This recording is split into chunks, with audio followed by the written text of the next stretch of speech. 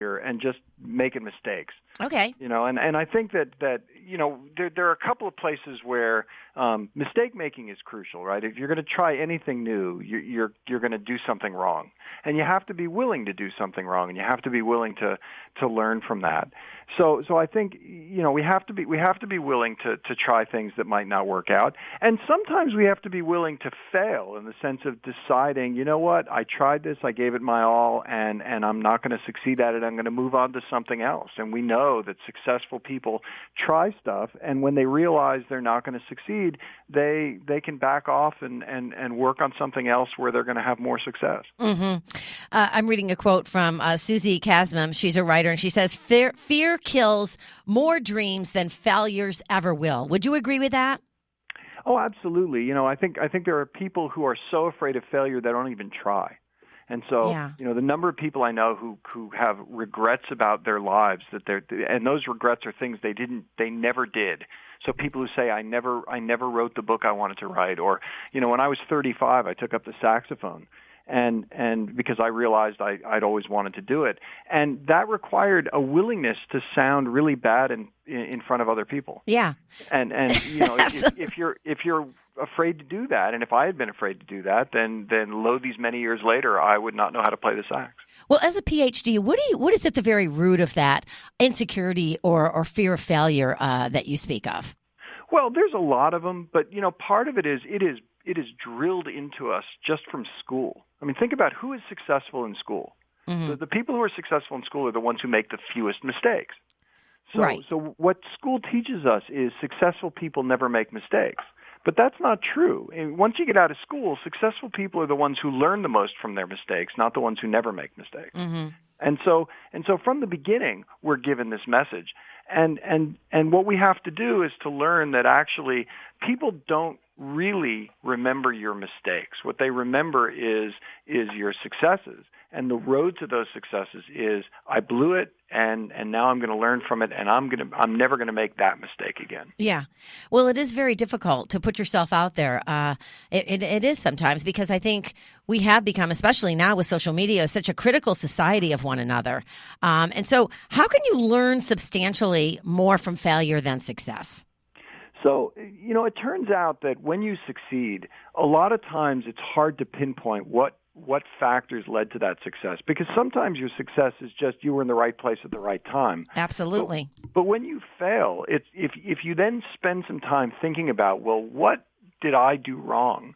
You can often actually isolate, here's the thing that I did that had I done it differently, things might have gone differently. And so it's often much easier to diagnose how to succeed from your failures than it is to repeat a success. Well, and I know that, in your book, Smart Change, you talk about failure is a critical part of learning. How so? Well, it's critical in several ways. I mean, for one, we can't learn how much effort to put into things unless we fail every once in a while. Turns out that you could, if you always succeed at everything you do, you're probably spending too much time on certain things. And so one of the ways to figure out how much time to spend is occasionally to spend not enough time on something and not do it well, and then realize, this is something that required more time, because you'll discover that a certain number of things you're doing you were overdoing. So that's one place where failure is really important. But another is that this time of year, a lot of people are thinking about making changes in their lives, and you have to be willing to give it a try, recognizing that your old habits are going to creep back in, and what you want to do is to then analyze that and say, here's I wanted to get to the gym today and I didn't. What went wrong? Mm-hmm. And when this situation comes up again, how can I make sure that I actually do it differently in the future? And so that willingness to actually confront those mistakes, I think a lot of times we fail at something and we just dig our head in the sand and think, well, I'm just not going to think about it because it's too painful to think about those errors. But you don't want to do that. You want to pay attention. Yeah. Well, I know you speak of there are 3 kinds of failures and 2 of them are good. Can we talk about that?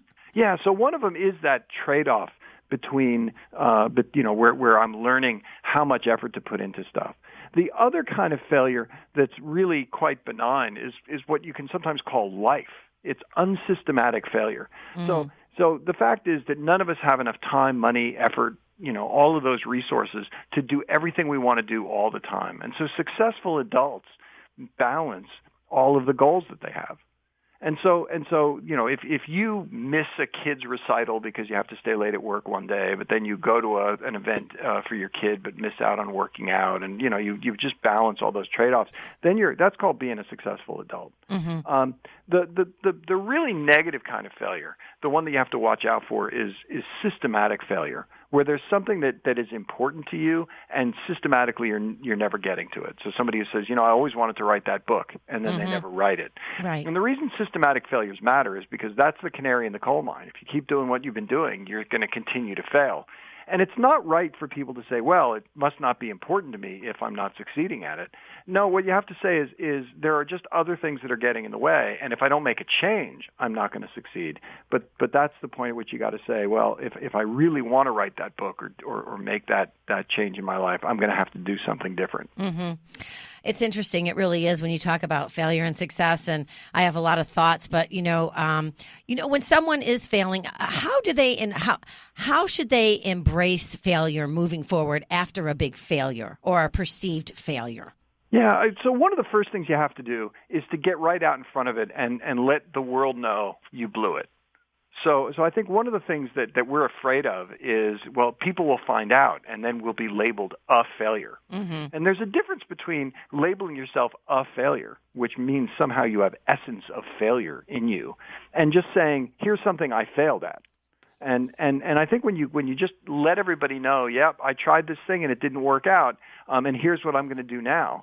What you're doing is removing a lot of that social sting of the failure, which I think is one of the things that keeps you from trying new things. Mm-hmm. And then you want to really be clear, mostly to yourself. Here's what I'm going to do differently. Here's the plan that I'm going to put in place so that when this set of circumstances comes up again, here's how I'm going to do things differently in my life, and then stick to that. And you'll, if you continue moving forward, if you continue trying new things, then you put yourself in the best chance to succeed.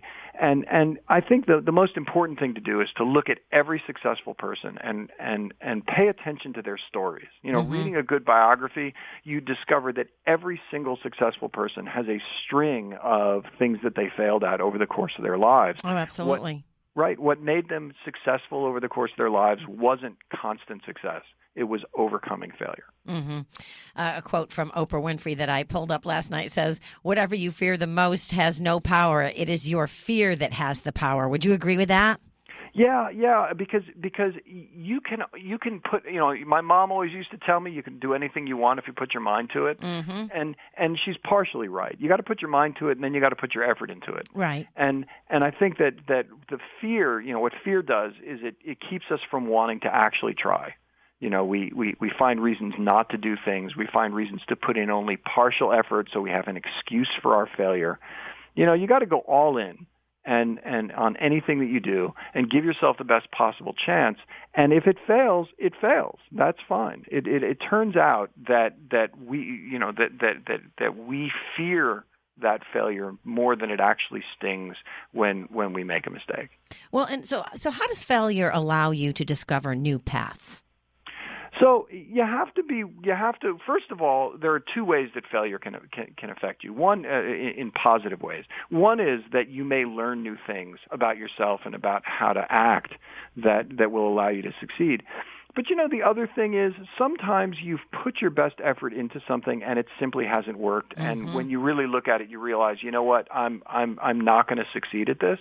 And so what that allows you to do is to then consider, well, what else could I do? What are some of the other things that I've always wanted to try that I haven't done? And rather than wallowing in the failure, you can look at the list of things you'd like to accomplish in your life and try a different one. And it might turn out that by switching gears and trying something new, you actually open up a new chapter for yourself that was unanticipated that brings you great joy and satisfaction. Mm-hmm. When you were speaking just now, I was thinking, failure is really something that you can't just easily, jump from one failure. If you move too quickly without learning the lesson from that failure, wouldn't you say that you're more apt to fail again?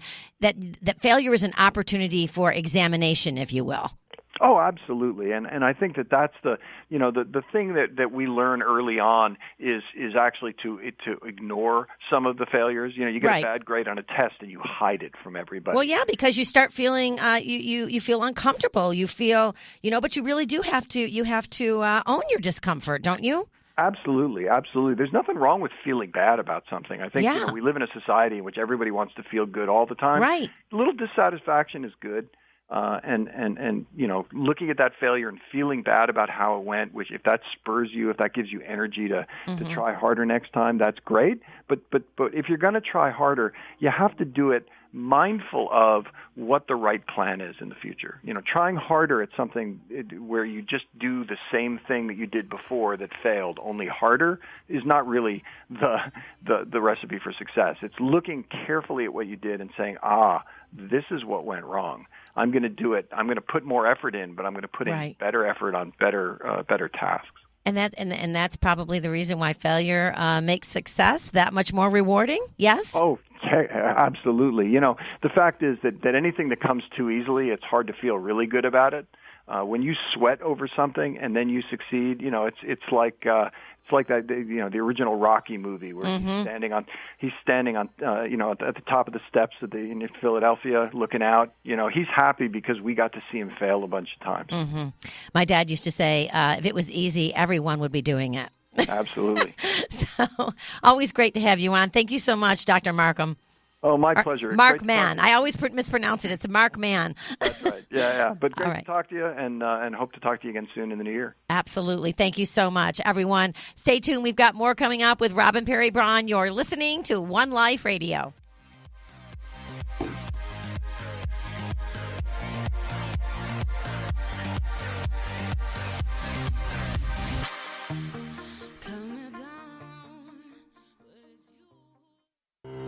Hi, this is Vaughn Eaglin. As a licensed professional counselor and supervisor, I spend my career helping people cope with emotional problems. But today, I want to talk to you about nutrition.